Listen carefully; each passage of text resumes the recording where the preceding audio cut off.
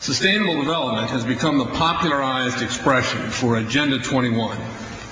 Agenda 21 is the 1992 United Nations Rio Declaration on the Environment and Development. It is the agenda for the 21st century you're living in today. For a brave new world where everything that you cherished and held true will no longer exist.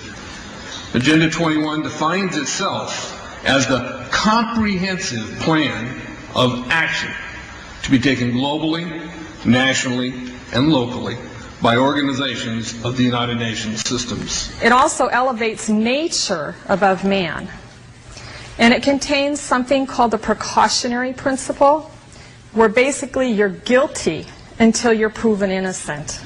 Sustainable development is the philosophy designed to bring human beings across the globe under the full control of a narrow human elite. It's a 40-chapter document to basically control the world.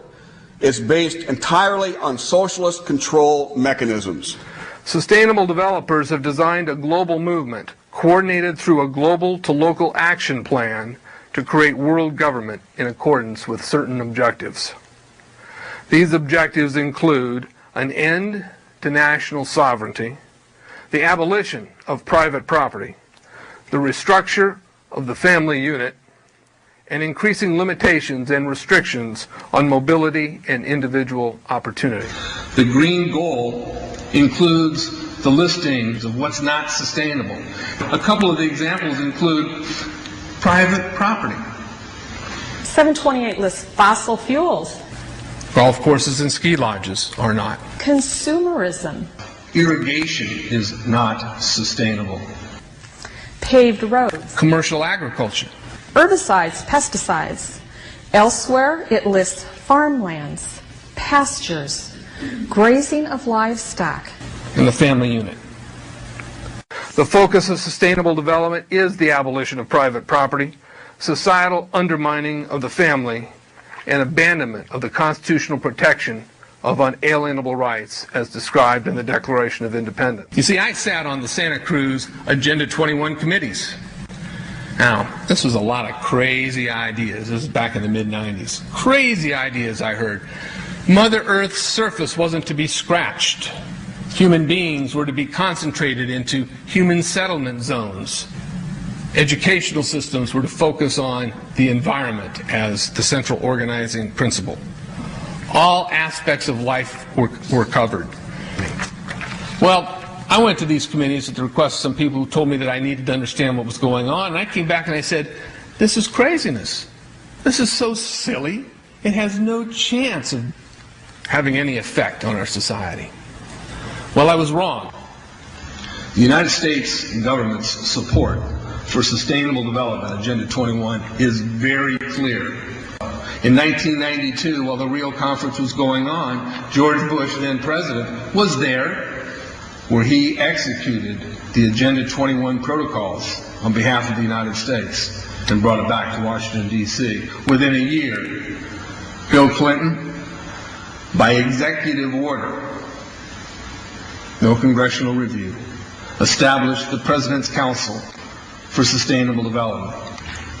In Santa Cruz, we've got a 2-lane freeway system. We need 4, but what we're getting is hundreds of millions of dollars of federal money to take a dilapidated rail line that Southern Pacific wants to put in the hands of somebody else so that a commuter line can be built along the railroad track. That'll be followed by 14-story buildings where people will live and stack them and pack them units, where developers or so-called sustainable developers will build these high rises with federal dollars. In fact, Santa Cruz has received a $300 million federal grant to build the first 3,000 of these stack them and pack them units. The County Board of Supervisors has said, if you are a sustainable developer, you're immune from any construction defect liability. It's a partnership between selected developers building this new world order and the government using the American taxpayer dollars in order to do it. This is a map of the Wildlands Project. To explain the map, the red are areas that are to be off limits to human beings. No resource development, no human activity. If you live there, you won't. The yellow areas are the areas for major control of all human activity. If you live there, you won't. The black areas, the black dots, are the smart growth zones. That's where human beings are to be stacked and packed in small living units along rail tracks. The smart growth program ultimately has jobs assigned and children cared for by the state.